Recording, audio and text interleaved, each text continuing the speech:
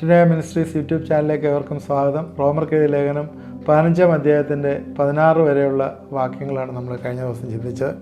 പ്രത്യേകിച്ച് 16-ാം വാക്യത്തിലെ ഒരുപാട് പ്രസക്തിയുള്ള വാക്യമാണ് നമ്മൾ ചിന്തിച്ചത്. നിങ്ങളത് കാണാത്തവരത് പോയി കാണണം.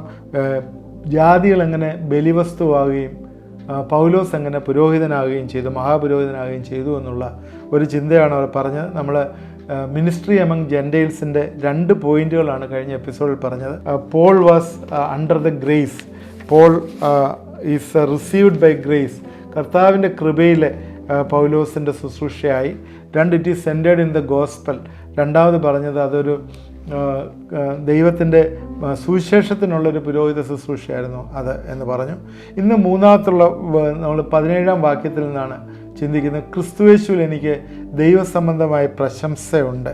Bowstring in the things pertaining to God, ദൈവത്തിലുള്ള കാര്യങ്ങളിൽ പ്രശംസിക്കുന്നു എന്നുള്ള ഒരു കാര്യമാണ്.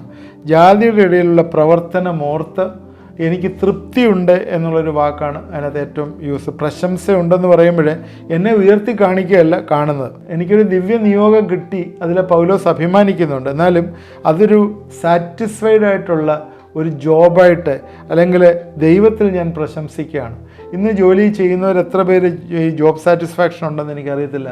ഓരോ ജോലികൾ ചെയ്യുമ്പോഴും നമ്മളൊരു മിനിസ്റ്റേഴ്സാണ്, നിങ്ങളിപ്പം ലോക്കലായിട്ടുള്ള അല്ലെങ്കിൽ ഏതെങ്കിലും ഫേമിലോ അല്ലെങ്കിൽ ഗവൺമെൻറ്റോ ജോലി ചെയ്യുമ്പോൾ, നേരത്തെ നമ്മൾ പറഞ്ഞാണ് ഗവൺമെൻറ് സെർവൻസൊക്കെ മിനിസ്റ്റേഴ്സാണെന്ന് പറഞ്ഞ പോലെ ദൈവം ഇന്ന് നമ്മളെയൊക്കെ വിളിച്ചൊരു ജോലികൾ ഏൽപ്പിച്ചിരിക്കുന്നുണ്ടെങ്കിൽ അതിൽ ഒരു സാറ്റിസ്ഫാക്ഷൻ വേണം. ഇവിടെ പൗലോസിൻ്റെ ജോലി എന്തായിരുന്നു? സുവിശേഷം അറിയിക്കുക എന്നുള്ള ജോലി. അതിൽ ഈസ് ബോസ്റ്റിംഗ്, അവന് അതിനകത്ത് ബോസ്റ്റ് ചെയ്യുകയാണ് എന്ന് പറയുകയാണ്. ദൈവത്തിൽ എനിക്ക് പ്രശംസയുണ്ട്. I may glory through Jesus Christ in those things which pertain to God എന്നുള്ള ഒരു കാര്യമാണ് പൗലോസ് ഇവിടെ പറയുന്നത്. 18-ാം വാക്യത്തിലേക്ക് വരുമ്പോഴേ, ക്രിസ്തു ഞാൻ മുഖാന്തരം ജാതികളുടെ അനുസരണത്തിനായിട്ട് വചനത്താലും പ്രവർത്തിയാലും അടയാളങ്ങളാലും അത്ഭുതങ്ങളെയും ശക്തി കൊണ്ടും പരിശുദ്ധാത്മാവിൻ്റെ ശക്തി കൊണ്ടും പ്രവർത്തിച്ചോ അല്ലാതെ മറ്റൊന്നും മിണ്ടുവാൻ തുനിയുന്നില്ല. It is done by the power of God. 4-ാമത്തെ ഒരു പോയിന്റ് ഇതാണ്, it is done by the power of God. അവൻ്റെ ശുശ്രൂഷ, പൗലോസിൻ്റെ ശുശ്രൂഷ അവൻ്റെ ശക്തി കൊണ്ടൊന്നുമില്ല. അവന് ഒരുപാട് കാര്യങ്ങൾ ബോസ്റ്റ് ചെയ്യാനായിട്ടുണ്ട്. ഫിലിപ്പിയർക്കെഴുതിയ ലേഖനത്തിൽ പറയുന്നുണ്ട് എന്തൊക്കെ ബോസ്റ്റ് ചെയ്യാനായിട്ടുണ്ടെന്നുള്ളത്. ബെന്യാമിൻ ഗോത്രക്കാരൻ, പരിച്ഛേദന ഏറ്റവൻ, പരീശന്മാരിൽ പരീശൻ, ഗമാലിയലിൻ്റെ ഇരുന്ന് പഠിച്ച ഒരുപാട് കാര്യങ്ങൾ 1, 2, 3, 4. എന്നാൽ ഇതൊക്കെയും ക്രിസ്തു നിമിത്തം ഛേദമെന്നുണ്ടെന്നു എന്ന് പറഞ്ഞിട്ട് I am not boasting or I am doing anything by my self ഫ്ലഷിൽ നിന്നോ എൻ്റെ സെൽഫിൽ നിന്നോ എൻ്റെ അറിവിൽ നിന്നോ അല്ല ചെയ്യുന്നത്. പിന്നെയോ ചെയ്യുന്നത് എന്താണ്?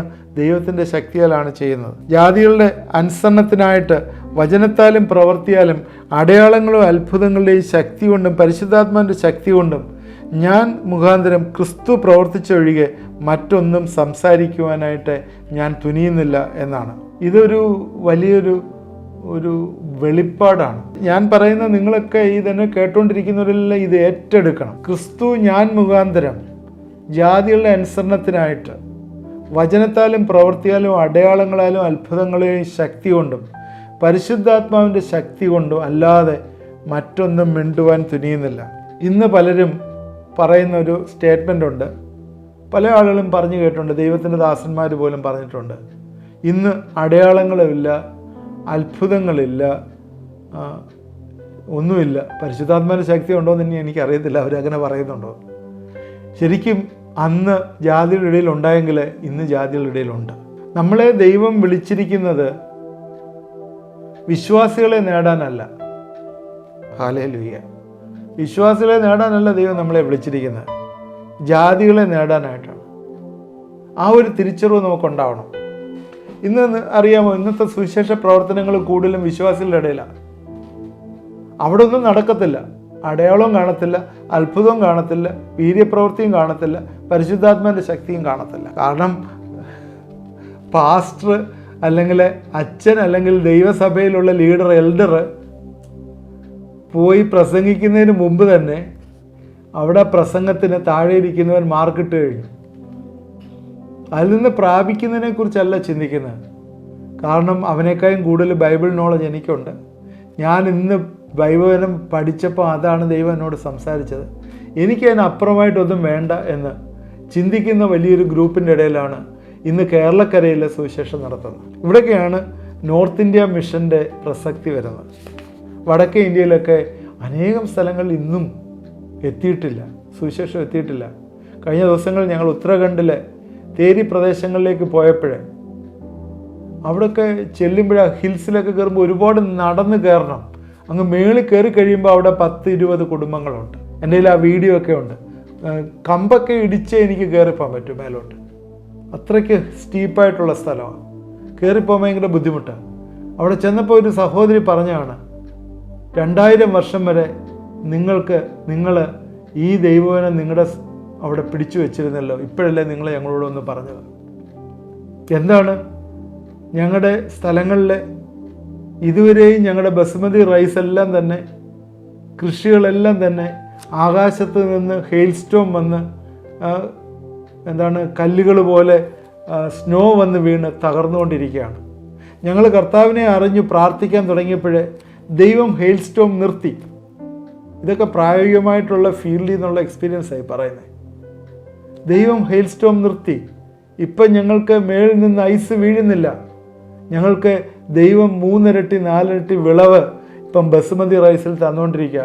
മലകളിലാണ്, ഹിൽസിലുള്ള കാര്യമാണ് ഞാൻ പറയുന്നത്.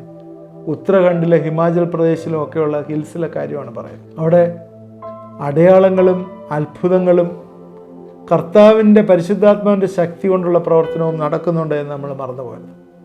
ഇന്നും നടക്കുന്നുണ്ട്. അതുകൊണ്ട് അടയാളമില്ല, അത്ഭുതമില്ല, വീര്യപ്രവർത്തി നമ്മുടെ ഇടയിൽ അതിനൊന്നും ആവശ്യമില്ല. കാരണം എഴുതപ്പെട്ട ദൈവത്തിൻ്റെ വചനം നമ്മുടെ കയ്യിൽ കിട്ടുന്നുണ്ട്. അത് അരിച്ചും കുടിച്ച് അതിനകത്ത് കൂട്ടി കുറുക്കിയൊക്കെ ഇരിക്കുകയാണ്. പ്രസംഗകൻ സ്റ്റേജിൽ കയറുന്നതിന് മുമ്പ് അതിന് പറയുന്ന വാക്യത്തിന് നമ്മളവിടെ ഇൻ്റർപ്രിട്ടേഷനും ആപ്ലിക്കേഷനും നടത്തി നമ്മുടെ കയ്യിൽ ഇരിക്കുകയാണ്. സ്തോത്രം. നല്ല കാര്യമാണ്, അതുള്ളതൊക്കെ നല്ല കാര്യമാണ്. എന്നാൽ ഇന്ന് വിശ്വാസികളെ നേടാനല്ല ദൈവം നമ്മളെ വിളിച്ചിരിക്കുന്നത്. അപ്പോസ്തലൻ പറയുന്ന പോലെ ജാതികളുടെ ഇടയിൽ അവരെ ഒരു ബലിവസ്തുവായിട്ട് നിങ്ങൾക്ക് തന്നിരിക്കുകയാണ്. ജാതികളുടെ അനുസരണത്തിനായിട്ട് അവൻ്റെ വചനത്താലും പ്രവർത്തിയാലും, നോക്കി, ജാതികളുടെ അനുസരണത്തിനായിട്ട് വചനത്താലും പ്രവർത്തിയാലും പരിശുദ്ധാത്മാവിൻ്റെ ശക്തി കൊണ്ട് പ്രവർത്തിച്ചല്ലാതെ ഞാനൊന്നും മിണ്ടുവാൻ തുനിയുന്നില്ല. ഇതിനെക്കുറിച്ച് ഒരുപാട് കാര്യങ്ങൾ പറയാനുണ്ട്. 2 കൊരിന്ത്യർ 12:12 ശക്തി, അടയാളം, അത്ഭുതം, അപ്പോസ്തല പ്രവൃത്തി 2:22 ഇതൊക്കെ നോട്ട് ചെയ്ത് നിങ്ങൾ വീട്ടിൽ ഇരുന്ന് വായിക്കുക. ഇതെല്ലാം ദൈവവേല നടക്കുന്നിടത്ത് ഇവിടെ എല്ലാം ഉണ്ട്. ഇതെല്ലാം നടക്കുന്നുണ്ട്.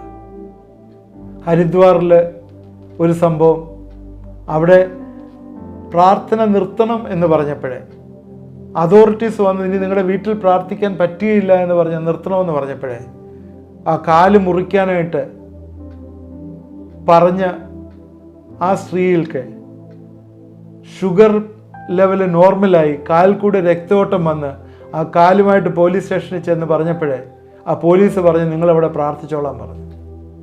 അവിടെ ഒരു അടയാളം അത്ഭുതങ്ങൾ നടന്നതാണ്. അതുകൊണ്ടാണ് അവിടെ സംഭവിച്ചത്. ഇങ്ങനെയുള്ള അടയാളങ്ങളും അത്ഭുതങ്ങളും ഇന്നും നടക്കുന്നുണ്ട് എന്ന് നമ്മൾ മറന്നു പോരുത്. അത് പൗലോസ് ചെയ്ത അടയാളങ്ങളും വീര്യപ്രവൃത്തികളും എഫെസോസിൽ ചെയ്തു. അണലിയെ തീയിൽ കുടഞ്ഞത് നമുക്കറിയാമല്ലോ. അണലി കയറി കടിച്ചു, യവനിപ്പം ചത്തുപോകും.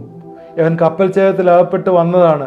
ദൈവം അവനെ അവിടെ നിന്ന് ഇവിടെ കൊണ്ടുവന്നിട്ട് ദേവൻ അവനോട് പ്രസാദം കാണിച്ചില്ല. ഇപ്പം അണലി കടിച്ചു, അവനിപ്പം ചത്തുപോകും. അപ്പോസ്തല പ്രവൃത്തി 28-ാം അധ്യായത്തിലാണ് എന്ന് പറഞ്ഞ് അവനെ മുദ്രയിട്ടപ്പോഴേ അവൻ അണലിയെ തീയിലോട്ട് കുടഞ്ഞു കളഞ്ഞ് കുറച്ചു നേരം കഴിഞ്ഞ് അവർ നോക്കിയിട്ട് ഇവനെ വീർത്ത് വരുന്നില്ല, ചാവുന്നില്ലല്ലോ എന്ന് കണ്ടു.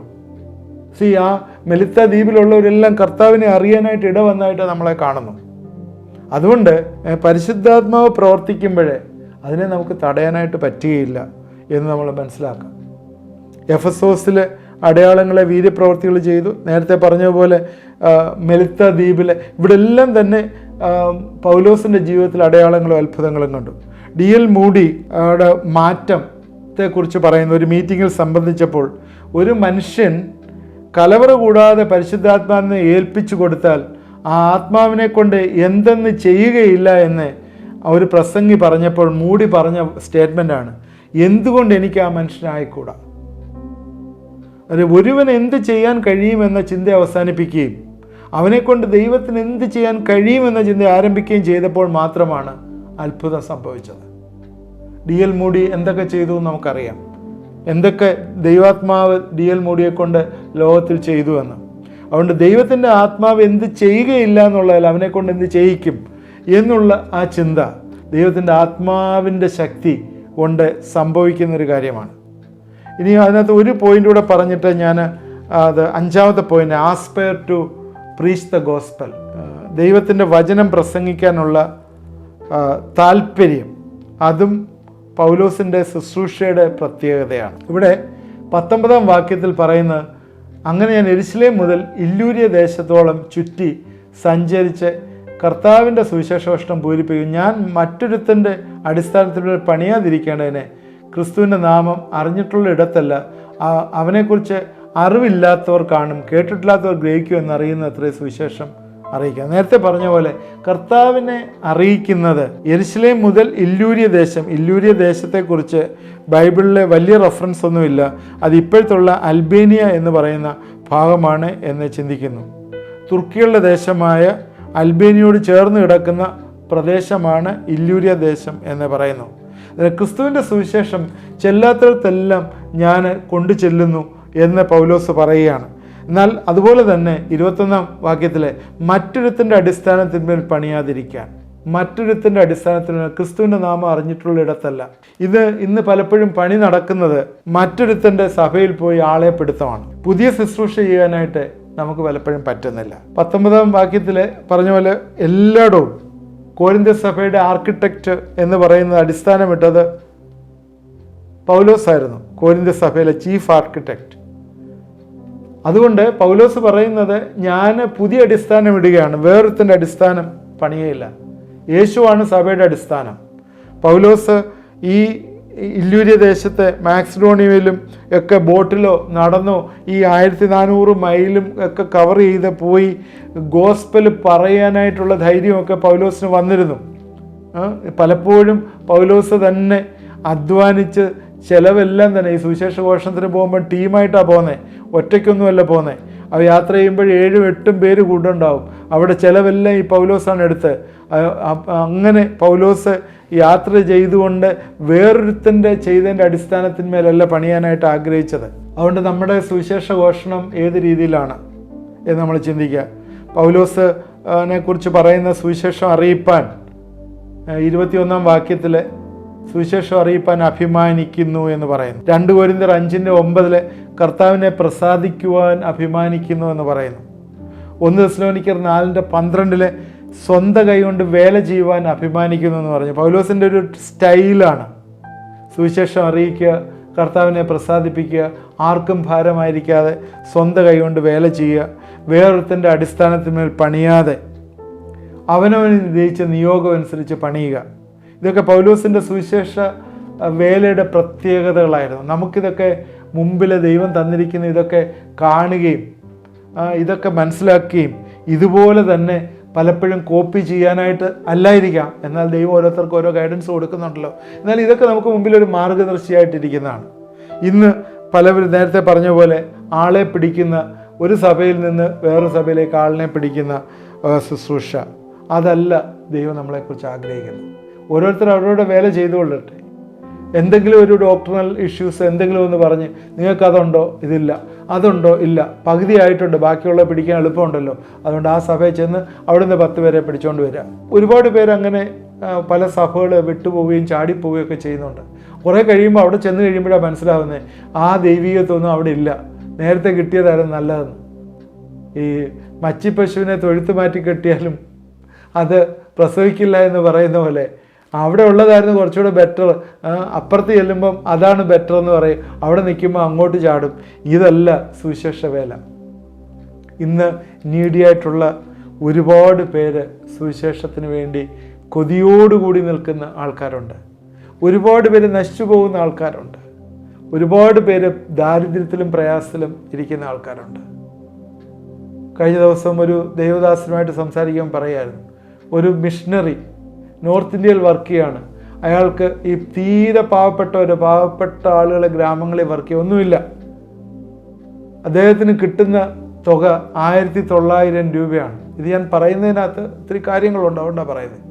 1900 രൂപ കൊണ്ട് അയാളുടെ കുഞ്ഞുങ്ങളെയും പഠിപ്പിച്ച് അയാൾ അവിടെ ഒരു ഹട്ട് പോലൊരെണ്ണത്തിൽ വാടകയ്ക്ക് താമസിച്ചുകൊണ്ട് അവിടെ കൃഷിപ്പണി ചെയ്ത് വാടകയ്ക്ക് സ്ഥലം കിട്ടും, അവിടെ പോയി കുടിയാനും അതുപോലെ ടെനൻറ്റുമായിട്ട് ഒക്കെ ജീവിച്ച് അവിടെ പോയി കൃഷി ചെയ്ത് സുവിശേഷം അറിയിച്ച് അവിടെ ഇന്ന് 20-25 കുടുംബങ്ങൾ വർഷിപ്പിന് വരുന്നുണ്ട്.